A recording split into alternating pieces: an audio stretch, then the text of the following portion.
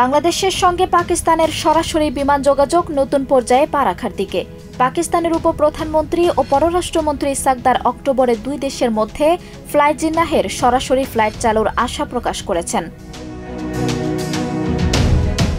24 August রাষ্ট্রীয় অতিথি ভবন যমুনায় প্রধান উপদেষ্টা অধ্যাপক মোহাম্মদ ইউনূসের সঙ্গে সৌজন্য সাক্ষাৎকালে তিনি জানান, শিপিং ও বিমানসহ যোগাযোগ ব্যবস্থা উন্নয়নের চেষ্টা চলছে।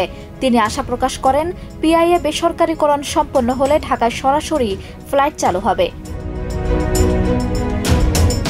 এদিকে পররাষ্ট্র উপদেষ্টা তৌহিদ হোসেন 24 আগস্ট ফরেন সার্ভিস একাডেমিতে সংবাদ সম্মেলনে বলেন, পূর্বের সরকার পাকিস্তানের সঙ্গে দ্বিপক্ষীয় সম্পর্ক ইচ্ছাকৃতভাবে পিছিয়ে রেখেছিল।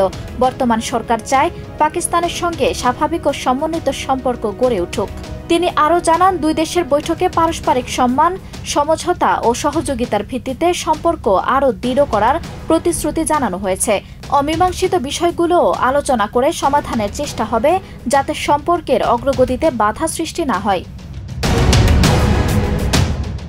বৈঠকের পর ইসহাক দার উল্লেখ করেন, 1971 সংক্রান্ত ইস্যুতে 1974 সালের ত্রিপক্ষীয় চুক্তি ও 2002 সালের পাকিস্তানি নেতাদের দুঃখ প্রকাশের বিষয় উঠেছে।